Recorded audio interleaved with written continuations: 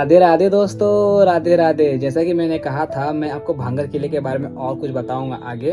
तो वो इस तरीके से था कि वहाँ पर एक रानी रहा करती थी जो कि बहुत ही सुंदर थी और उनकी सुंदरता की प्रशंसा बहुत दूर दूर तक अनेक अनेक राज्यों में थी। तो क्या करती थी, वहाँ पर महलों में रहा करती थी। उनके लिए शादी के ऑफर बहुत जगहों से आते थे, बट वो थोड़ा सा अभी नहीं करती थी। तो एक दिन क्या हुआ कि अपने छत के ऊपर वो रानी मतलब टहल रही थी। तो वहाँ उसी शहर में एक तांत्रिक रहा करता था जो कि वो काली विद्याओं का बहुत पूजा करता था। बहुत तंत्र मंत्र में उसको मतलब विद्या प्राप्त थी, मतलब काली शक्तियों के पूरा भरमार था उसके पास।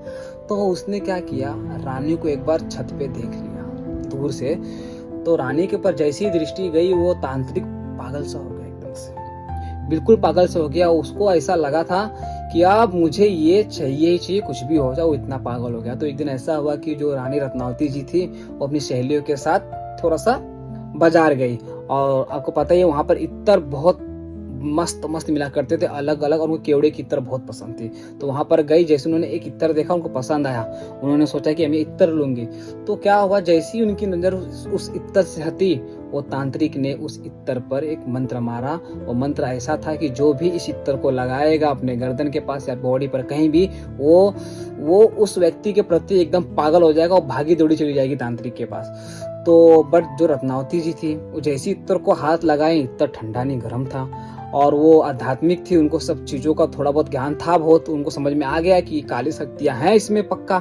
वो शीशी रखती है और पीछे बढ़कर देखती हैं तो उनकी नजर तांत्रिक से मिल जाती है, जो कि तांत्रिक की नजर उनको वासनाओं से भरी हुई दिखती है पूरी। जी हाँ, वासनाओं से भरी हुई।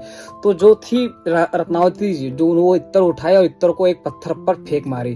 पर तांत्रिक ने ऐसा मंत्र मारा था ना कि जो भी इत्तर वो लगाएगा, वो चीज उसके पास आकर्षित होकर चली आएगी। और हुआ यही कि तांत्रिक के और रत्नावती जी ने क्या किया था, पत्थर पर मारा, तो पत्थर तांत्रिक के पास वापस आने लग गया। धरती कांपने लग गई, पत्थर आने लग गया। वो भागता रहा बट भाग नहीं पाया, पत्थर के नीचे आकर दब गया बाद में। लेकिन उसकी सांसें चल रही थी। उसने हाथ उठाकर कहा, यहाँ पर रत्नावती तू सुन ले, तू भी सुहागन नहीं मरेगी। बहुत जल्द यहाँ सर्वनाश होगा, सब तबाह हो जाएगा, कोई कुछ नहीं बचेगा, सबकी आत्माएं कैद हो जाएगी। तो कुछ समय के बाद ही वहां पर बहुत बड़ा युद्ध होता है। और कहा जाता है कि वो युद्ध ऐसा हुआ कि किसी को भी खबर नहीं चली कि लोगों के मन में क्या था, लोगों के अंदर क्या घुस गया था। इतना खतरनाक युद्ध हुआ, सब खत्म हो गया, सब तहस महस हो गया।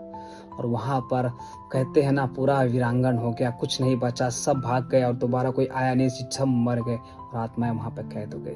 तो दोस्तों, यह है वहाँ की कहानी।